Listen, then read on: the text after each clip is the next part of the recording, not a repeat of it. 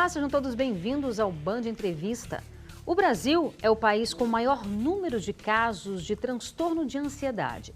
Dados da Organização Mundial da Saúde indicam que cerca de 10% dos brasileiros convivem com o transtorno, o que significa mais de 18 milhões de pessoas. Sentir ansiedade é natural e esperada. É importante até como uma resposta de proteção em situações de estresse. O problema é quando sintomas como coração acelerado, suor excessivo e nervosismo se tornam constantes e acaba atrapalhando o dia a dia da pessoa. Aí é importante investigar se a ansiedade não se transformou em um transtorno e, nesse caso, precisa de tratamentos específicos. Sobre esse assunto, a gente conversa agora com a psicóloga Andréa Chaves. Andréa, muitíssimo obrigada pela sua participação aqui mais uma vez no Band Entrevista, viu?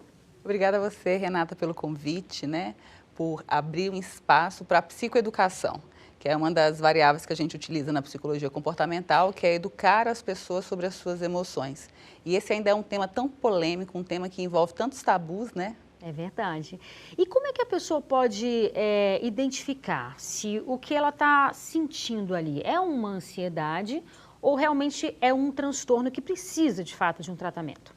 Quem pode identificar claramente se o comportamento de ansiedade é só um comportamento ou fecha um diagnóstico é um profissional de saúde, um psiquiatra ou um psicólogo. O que acontece é que na psicologia a gente não entende os sentimentos e os comportamentos como bons ou ruins. A gente vai falar de funcional e disfuncional. Então, é esperado que uma pessoa em véspera de prova, de casamento, de uma data importante, ou vai para uma entrevista, vai fazer uma atividade no dia a dia, ela tenha ansiedade. Porque a ansiedade, inclusive, faz ela andar, faz ela funcionar, né? Dá ansiedade vir aqui falar. Se preparar melhor até, né, para uma palestra, alguma coisa assim. E faz parte. Aí, quando esses sintomas, como sudorese, boca seca, taquicardia, pensamento acelerado, angústia, percepção alterada das circunstâncias, ideias fixas de baixa estima ou de estar sempre o tempo inteiro tendo que fazer algo para ser aceito. Isso quando começa a aumentar a intensidade, ou seja, sai de um sintoma, agrega outro e vai aumentando a intensidade e a temporalidade, às vezes que ele vai se repetindo, aí é importante buscar ajuda especializada, porque aí esses sintomas vão começar a ficar disfuncional. Então a pessoa não consegue dormir porque ela fica o tempo inteiro pensando num assunto, Para uma pessoa ansiosa, você fala assim, olha, amanhã a gente conversa. Acabou a noite dela, ela não dorme. Daqui a 2 semanas a gente conversa aí. Acabou a noite dela, entendeu?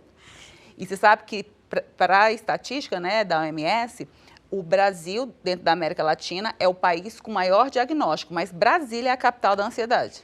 Então, é possível a gente saber o motivo disso? A saúde mental, ela é sempre multifatorial. A gente não chama de doença porque ela não tem uma etiologia clara e única. Ela é multifatorial. Então, é um transtorno. Se a gente for pensar na variável ambiental de Brasília, Brasília é um lugar que ela te coloca para ser ansioso. Então, a gente tem um trânsito muito arrochado. As pessoas aqui estão o tempo inteiro buscando o quê? Quem vem de um estado para Brasília está buscando o quê? Um concurso. Sim. Ou um concurso. Então, as pessoas vêm para cá para trabalhar. Então, a gente tem uma cultura muito performista, o que por si só já gera ansiedade. E aí, se a gente for pensar no fator social, Brasília não é um lugar que você facilmente faz amigos. Não é um lugar que você bate na porta da vizinha para pedir um copo de açúcar. Então, o fator social, ele é favorável para o isolamento.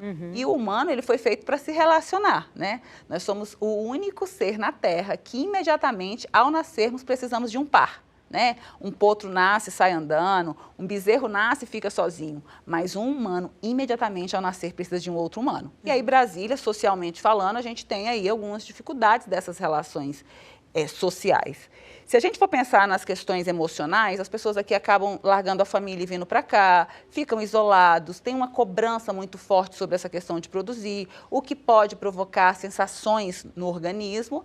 E aí a gente vai para o eixo da espiritualidade, que são as crenças. Crença de merecimento, crença de pertencimento, expectativas de futuro, A gente diz que o como eu me vejo, como eu me relaciono com o outro e as minhas expectativas de futuro vão falar da minha saúde mental ou do meu adoecimento. Então, Brasília, ela tem um combo multifatorial que favorece, sim, a ansiedade.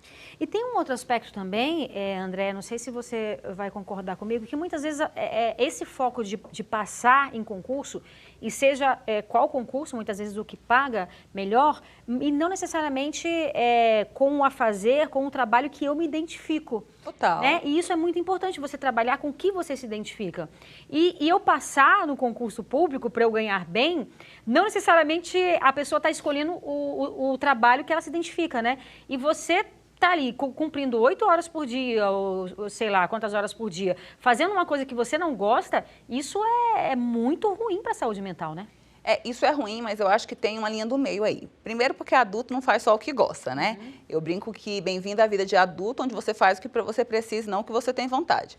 Então, ali no início, quando você é jovem, no início da sua carreira, você vai fazer muita coisa que você não gosta. A questão é a intensidade, a permanência nisso, né? Então, você precisa dar cor ao alimento que você vive.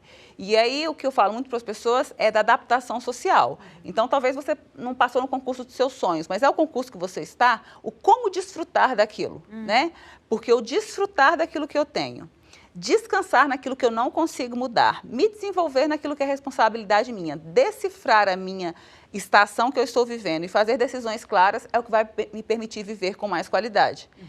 E aí, o que é que me rouba essa qualidade de vida? O desespero, a desesperança, o desamparo, a depressão e a dependência química.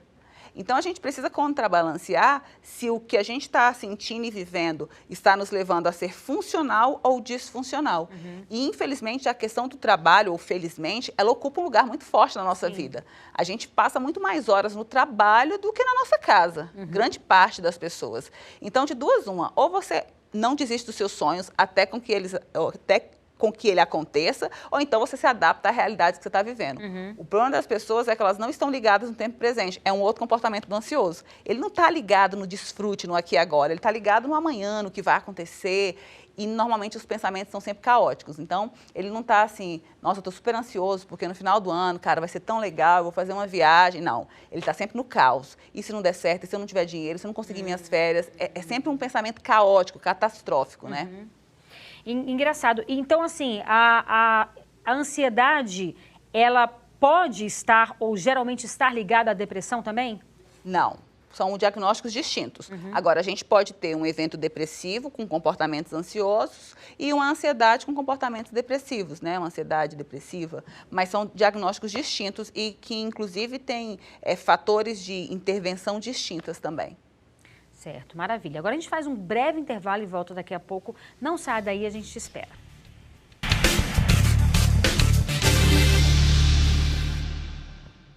Estamos de volta com o Band Entrevista, hoje falando sobre o transtorno de ansiedade. A nossa entrevistada é a psicóloga Andréia Chaves. Andréia, nós falávamos anteriormente sobre a questão do transtorno de ansiedade e a depressão, né? Que muitas pessoas acham que estão ligados ou que são parecidos. Queria que você falasse um pouco sobre a diferença entre eles. Então, a ansiedade, ela tem alguns sintomas e a depressão tem outras, inclusive sintomas biológicos, né, do corpo e sintomas nos comportamentos. Então, facilmente você pode ver um paciente depressivo funcional, trabalhando e conseguindo ali ter resultados, mas está num estágio emocional mais rebaixado e, às vezes, um paciente com ansiedade ele não consegue sair de casa. Então, dentro da saúde mental, a gente nunca vai ter um diagnóstico que é maior ou menor, são diagnósticos diferentes. Então, a gente tem na depressão alteração do humor, alteração de prazer nas coisas que antes davam prazer e agora não tem mais. A gente tem o isolamento social, né? Perda de autocuidado, muitas vezes desejo de morte, perda de vício da vida. E na ansiedade, não necessariamente você tem perda de prazer, pelo contrário, às vezes o paciente ansioso, ele quer buscar o prazer a qualquer custo e ele acaba se colocando em situações, inclusive, de risco. Aí tem essas questões orgânicas, taquicardia, sudorese, boca seca, angústia, pensamento acelerado, que é diferente na depressão, então são vias diferentes, né? Agora, o que a gente precisa entender? Que os transtornos psiquiátricos, eles têm causas que são biológicas, então não é depressivo e ansioso quem quer, depressivo e ansioso quem pode. A gente tem questões biológicas aí.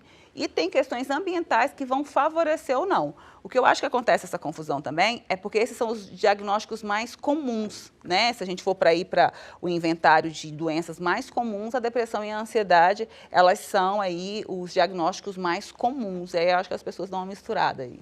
Com relação ao transtorno de ansiedade, quais são os fatores externos que podem contribuir para causar esse transtorno? Fatores externos, ambiente familiar, cobrança, né? Metas, ambiente de trabalho, culto ao corpo, comparação. Aí a gente pode pegar as redes sociais? Total, né? A rede social é tão prova de ser um estimulante à ansiedade que as pessoas às vezes ficam ali horas, né, vendo nada e ficam no comportamento de pegar o celular e abrir. Para quê? Para nada, né? Aí posta uma foto ansiosa para ver quanta curtida, os comentários, e aí daqui a pouco começa a ficar triste porque não teve a resposta que desejou. As redes sociais, a internet, né, como um todo, ela tem fatores muito positivos, né, que são incontestáveis. Sim. E a pandemia ela deu uma aceleração nesse mundo digital, mas ela também trouxe danos para a nossa sociedade bem representativos, inclusive com as crianças, né? A gente tinha um número muito menor de crianças diagnosticadas com ansiedade do que agora. Questões dos transtornos alimentares, né? Do ganho de peso. Então, a criança ela já come ali, não sabe nem o que está comendo, ela está comendo ali em frente a uma tela. Uhum. Então, são ramificações de danos e benefícios e aí a gente precisa conduzir isso de uma maneira mais coerente. E uma vez identificado, né, que a pessoa tem esse transtorno de ansiedade, como é que é esse tratamento? Então, a gente tem 3 níveis, né? Ansiedade leve, moderada e severa. E aí a gente vai avaliar qual que é o protocolo para cada paciente. Agora, o que tem de literatura hoje, protocolo padrão ouro? Medicação, terapia cognitivo-comportamental e atividade física ao ar livre. Ao ar livre. A atividade física ela vai influenciar muito aí no tratamento, por exemplo, de qualquer um dos transtornos de qualquer pessoa. Mas na ansiedade ela é bem significativa enquanto padrão ouro de protocolo de atendimento mesmo. Uhum. E aí as pessoas muitas vezes elas vão num consultório, elas querem uma bolinha mágica. Elas não querem escutar de faça atividade física todos os dias de manhã. Quero tomar um remédio e resolver minha vida. Né? Eu falo que a Xuxa mentiu, a vida não é doce, doce feito mel. E nem tudo que a gente quiser, se quiser, será. Mas rir ainda é um grande remédio para acabar com o tédio. É verdade. E olha só, muitas vezes, até como você estava falando aí, né, o transtorno está sendo identificado cada vez mais em pessoas de idades mais tenras, né, em crianças mesmo. E tem muitos pais, André, e muitas pessoas, na verdade. A gente estava falando da questão do tabu, a gente está falando da questão do preconceito, de doenças mentais, que ainda existe muito. Acho que a pandemia ela ajudou muito a desmistificar, a tirar barreiras que existiam, mas ainda existe. E muitas pessoas ainda têm preconceitos e quando se fala ainda de medicamento, eu acho que o preconceito ainda é maior. E sobretudo com relação a crianças, né? Mas os medicamentos são indicados muitas vezes para crianças também? Então, essa é uma avaliação que só o médico pode fazer. Sim. Agora, o que acontece com a medicação? Esses dias eu atendi um paciente que ele rodou em todos os médicos com alteração gástrica significativa. Alteração do padrão de sono, sem conseguir se alimentar, pensamento acelerado. E aí os médicos, por fim, falaram, procura um psiquiatra. Eu acho que ele preferia receber um diagnóstico de câncer. Meu Deus. Né? Um grande empresário, enfim. Como pode, né, cara? E aí, é porque não consegue pegar, né? Então, como assim? Eu tô sendo atacado por algo que eu nem consigo pegar. Sim. Então, esse tabu com a medicação é muito forte. A pessoa fala, eu vou ficar viciada em medicação? Não sei. Ou então eu acho que o que os outros vão achar? Acho que tem isso também, né? O uso irregular de medicações. Porque se uma pessoa faz um tratamento adequado, a gente tem aí um prazo para tratamento. Claro. Poucos são os transtornos, a ansiedade é um dos transtornos, inclusive, que tem um prognóstico muito bom, mas poucos são os transtornos que a pessoa vai ter que usar remédio para sempre, né? Enquanto ela estiver viva. A questão é que as pessoas elas não aderem ao tratamento. Elas fazem assim, elas começam a medicação e aí está tudo aqui desregulado no cérebro, a medicação vai e começa a fazer essa ligação, que eu falo que é uma ponte. E aí elas tiram um sintoma negativo e elas falam, ok, eu tô ótima. Aí ela vai e tira a medicação, vozes da cabeça dela, que eu falo, quem que te passou isso, né? Vozes da minha cabeça. E aí a ponte está formada. Só que o que é que dá sustentação para a ponte? Psicoterapia. Só que qualquer um de nós está passível a passar um caminhão pesado. É uma situação financeira, é uma doença de um familiar, bateu o carro, aconteceu alguma coisa na sua vida, o término de um relacionamento.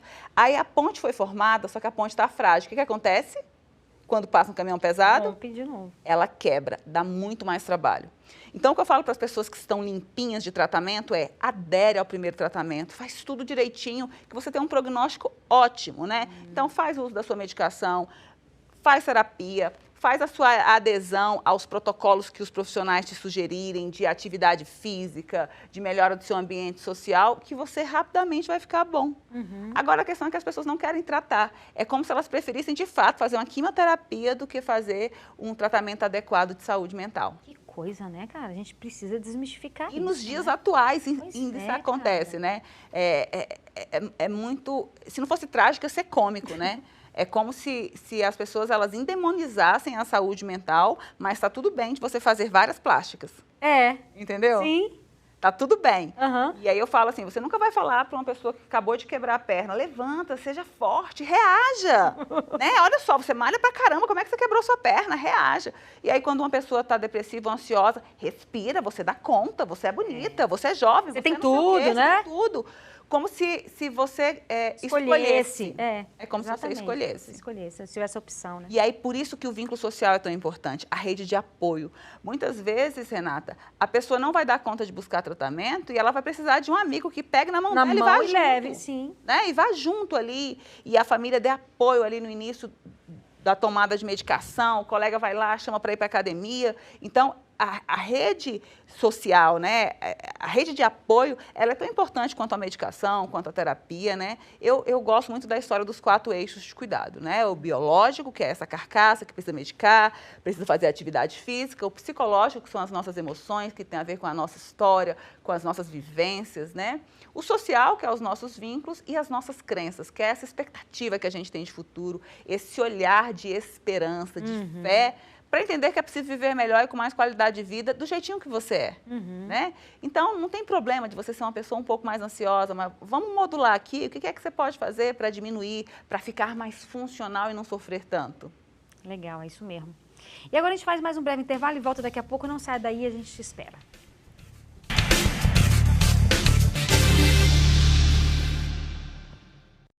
Estamos de volta com o Band Entrevista, hoje falando sobre o transtorno de ansiedade. A nossa entrevistada é a psicóloga Andréia Chaves. Andréia, nós falávamos aqui, né, dos malefícios mesmo que o transtorno de ansiedade pode causar às pessoas e que a pessoa deve buscar ajuda, né? Agora, ao redor dessa pessoa que tem o transtorno de ansiedade, muitas vezes que é tão incompreendida, a pessoa não compreende, as pessoas também que estão ao redor não compreendem. No ciclo ali afetivo, no ciclo, isso pode causar danos também? Total. Eu brinco que um paciente, ele nunca vem sozinho, sempre vem um combo. Né? Você chega para fazer uma intervenção em crise, ou um paciente vai para o consultório, tem sempre o combo, né? Tem sempre ali a questão da predisposição genética, né? Tem algumas coisas que são predisposição genética mesmo, quando você vai fazer o mapeamento da família ali, tem outros casos, mas a família adoece junto, né? É muito difícil para uma mãe ver um filho com uma crise de ansiedade tão forte que ele tem uma síncope, que ela precisa levar ele para o hospital, ou que ele para no meio de uma aula e não consegue nem levantar do lugar. Então, assim, é sério, sabe? O pânico está relacionado a... Sim. Tá, você né? pode ter um episódio de pânico de uma crise de ansiedade, né? E o próprio burnout, né? Burnout. Eu até vi um meme hoje que é assim, trabalha enquanto eles descansem, corre enquanto eles dormem. Não, isso aí, pelo amor de Deus, né? E tenha um burnout com 30 anos e um AVC e morra. É isso aí. Entendeu? É uma loucura isso, né? Então, aí essa performance é muito pesada, Sim. né? Ontem eu falava isso numa aula que eu estava dando, a gente tem que parar de dar sentença nas pessoas, sabe? Acorde 5 horas da manhã, tome banho gelado, seja produtivo. Cara, se depender disso, eu morri, porque eu tomo banho quente no Maranhão. Eu também. Banho frio não é comigo. E aí é claro, gente, que eu não estou tirando as propriedades. Óbvio, claro. Mas aí quando você coloca... regras, né? Você coloca regras, né? Tem uma caixinha, aí ele fala, cara, eu não dou conta. É. Então, assim, siga esses 5 passos e vença a ansiedade. Eu segui os 5 e não venci, eu sou fraco. Sim. E é o que a rede social nos mostra também, de uma certa forma, né? E o que a sociedade muitas vezes cobra. Cobra. Eu falo que é a desejabilidade social, né? Então, eu preciso me comportar para agradar a sociedade. Eu não preciso me comportar para ser funcional para mim. E isso traz um peso muito grande. E aí, quando a gente vai falar de qualquer transtorno mental, mas em especial a ansiedade, que é o nosso tema, a gente vai falar do dano que isso traz para as relações interpessoais. Tanto relações com os pais, mas as relações afetivas mesmo. Imagina, para um ansioso, a saudade é um buraco na alma, né? Para uma pessoa ansiosa, o término de um relacionamento, o mundo acabou. Né? Nada mais faz sentido para ela porque ela perdeu o relacionamento. E geralmente o ansioso, ele cria fantasias também? Muitas, é porque o pensamento é acelerado. Então, assim, ó, ele faz o diálogo, a resposta, a tréplica e a segunda vez que vai conversar de novo. Porque ele tem pensamento acelerado, pensamento intrusivo, a cabeça dele não para. Então, o término de um relacionamento para o ansioso faz ele sucumbir. Agora, conviver também num relacionamento afetivo com o ansioso, você não responde a mensagem, aí a pessoa fala, por que você não me respondeu? O que você está fazendo? Aí já cria coisas, Mil né? coisas, né? Tá me deixando, tá me rejeitando. Porque aí a gente tem a questão da ansiedade, com a questão das crenças nucleares de percepções negativas ao respeito, né? Que é a tal da baixa autoestima. E aí o casamento perfeito, né? A pessoa tem dificuldade de percepção sobre o seu valor, ela é ansiosa e o parceiro ali, por um acaso, não respondeu uma mensagem ou terminou um relacionamento. Acabou o mundo. E aí, conviver também dentro de um relacionamento afetivo com o ansioso gera ansiedade na pessoa. Porque ela fala, cara, eu cheguei, eu preciso avisar que eu cheguei, senão ele vai pensar não sei o quê. Aí você acaba, literalmente, repetindo os comportamentos. E é por isso que eu falo que sempre vem um combo. Então, quando você pega uma pessoa com comportamentos de ansiedade muito alto, você vai ver o parceiro do mesmo jeito. Porque é uma resposta, né? Então, eu preciso estar muito rápido, eu não posso parar em tal lugar, porque senão ele vai me ligar, não vai conseguir falar comigo. Eu tenho que chegar logo em casa, porque ele vai me ligar de vídeo. Nossa. Né? E aí eu falei assim, daqui a pouco a gente conversa, meu telefone descarregou, eu entrei num lugar que não tem sinal, pronto, o mundo acabou, ele tá lá, taquicardia, quando eu ligo ele fala, tô aqui desesperada, achei que aconteceu alguma coisa com você, e sempre caótico, né? É sempre o caos, né? E aí torna a pessoa muito frágil. E ninguém quer conviver com gente que você não pode contar para te proteger, ou para ser seu parceiro, né? A história de quando um cai, o outro levanta, porque a pessoa tá sempre no loop de cair, né? E aí isso traz, assim, danos seríssimos, né? Sim, e geralmente quem tem um transtorno de ansiedade é uma pessoa que tem uma baixa autoestima? Não, não tem uma correlação direta, mas as coisas, elas caminham nisso, né? Eu acho que hoje um dos maiores conflitos sociais é de identidade, as pessoas não sabem quem elas são. E aí, para quem não sabe onde vai, já dizia Seneca, né? Já dizia Seneca, nenhum vento é favorável. Você não sabe para onde você vai. Então, hoje a gente tem aí, sei lá, não sei se é um dano coletivo, de alteração de percepção mesmo. É como se eu fosse valorizado pelas coisas que eu possuo, pelo olhar pelo do corpo outro que eu tenho, e eu preciso da validação do outro para dizer quem eu sou. E aí isso é muito complicado na cultura. Para um ansioso, isso é bem alto nível, porque o ansioso ele sempre vai ver o caos. Então, ele nunca vai ficar ansioso porque amanhã ele vai ter um encontro bem legal com os amigos e todo mundo vai ficar fazendo muita questão da presença dele, ele vai ter que ir em 3 lugares diferentes. Não, ele sempre vai achar que ele entristeceu alguém, ele chegou atrasado no evento porque ele se comprometeu a ir em 3 eventos. Ele sempre vai ter essas alterações caóticas e vão reverberar no como ele se vê, sim. É uma vida de sofrimento, né, Andréia? Muito, muito, assim. Eu já tive que fazer intervenções, assim, com pacientes ansiosos, assim, que você se compadece, assim, de falar, cara, tipo, que dano que isso trouxe, sabe? De deixar de ir em evento, de não conseguir ir na colação de grau. Muito triste isso. E a gente pode falar em cura? Na saúde mental, a gente fala de remissão de sintomas. A gente não fala de cura porque não é uma doença, não tem etiologia. E pode voltar, né? Agora, a gente fala de remissão de sintomas. E aí, para a psicologia comportamental, a gente fala muito de clarificação e psicoeducação. Então, eu começo a clarificar como é que eu funciono e me psicoeduco para aquilo. Esse é o objetivo da terapia. É a pessoa aprender a viver com o que ela tem. Entender primeiro, clarificar, jogar luz nos quartos escuros e colocar os ratos para ir embora. Só que depois que os ratos vão embora, fica a bagunça, fica o fedor. Aí você vem com a psicoeducação para fazer a limpeza. E você começa a ficar funcional com o que você tem. Fantástico. Então, assim, é o que eu sempre falo aqui. Eu acho que todo mundo tem que fazer terapia, análise, mas principalmente essas pessoas, né? Porque, assim, a gente pode ter uma vida mais leve, né, Andréia? Ansiedade, principalmente, porque é treino comportamental. Então, não tem como você apenas tomar medicação, tomar uma bolinha e resolver a sua vida, né? A terapia é importantíssima para um paciente com ansiedade. E o que eu acho, assim, eu não acho que todo mundo precisa de terapia. O que eu acho é que todo mundo precisa de ter boas relações. Então, talvez você não consiga fazer terapia porque você não tem recursos financeiros ou porque, sei lá, nunca apareceu a possibilidade. Mas tenha bons amigos, tenha conselheiros, né? Procure aí práticas religiosas que te ajudem a fazer um culto transcendente, né? Que te ajude a olhar para cima, sair um pouco desse lugar, né? Tenha pessoas que consigam te lixar, né? Porque um amigo afia o outro como um ferro. Então, tem pessoas que falem, olha, tem um alface no seu dente, vamos por aqui, foi feia, foi bonita. Então, tenha pessoas que consigam te afiar, né? Porque é isso a existência humana, nós precisamos de outros humanos. Maravilha, querida. Muitíssimo obrigada pela sua participação, tão esclarecedora e tão importante para as pessoas. E é isso, né? Colocar a luz nas próprias sombras não é um processo fácil, né? Porque a gente consegue enxergar no outro tão facilmente as dificuldades, os defeitos. E aí, quando a gente vai ver que a gente tem esses mesmos defeitos, é um processo difícil, doloroso, mas é necessário, né? Total, né? E a vantagem é que depois você se torna o seu próprio terapeuta, você consegue lidar melhor com as situações da vida, porque vão acontecer dias maus, né? Mas você sabe que o presságio de que o sol está nascendo é o momento mais escuro da noite. Então, muitas vezes está bem escuro, mas é porque o sol está para nascer. Maravilha. Muitíssimo obrigada, viu, pela sua participação. E o Boa de Entrevista fica por aqui. Muito obrigada pela sua companhia. Aproveite o seu fim de semana e até sábado que vem. Tchau, tchau.